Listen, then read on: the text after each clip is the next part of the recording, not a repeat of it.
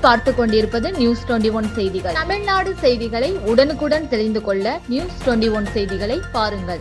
அவலூர்பேட்டை முழுவதும் ரூபாய் 6.25 லட்சம் மதிப்பீட்டில் புதிதாக அமைக்கப்பட்ட 56 சிசிடிவி கண்காணிப்பு கேமராக்களை விழுப்புரம் மாவட்ட காவல் கண்காணிப்பாளர் சரவணன் பயன்பாட்டிற்கு கொண்டு வந்தார்.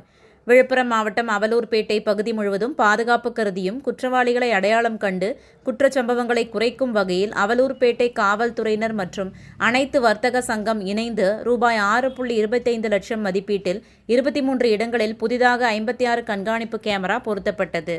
இதனிடையே கண்காணிப்பு கேமரா கட்டுப்பாட்டு அறையினை விழுப்புரம் மாவட்டம் காவல் கண்காணிப்பாளர் சரவணன் குத்துவிளக்கேற்றி பயன்பாட்டிற்கு கொண்டு வந்தார். மேலும் சிசிடிவி கண்காணிப்பு கேமரா அமைப்பதற்கு உதவியாக இருந்தவர்களுக்கு கேடயம் வழங்கி பாராட்டு தெரிவித்தார்.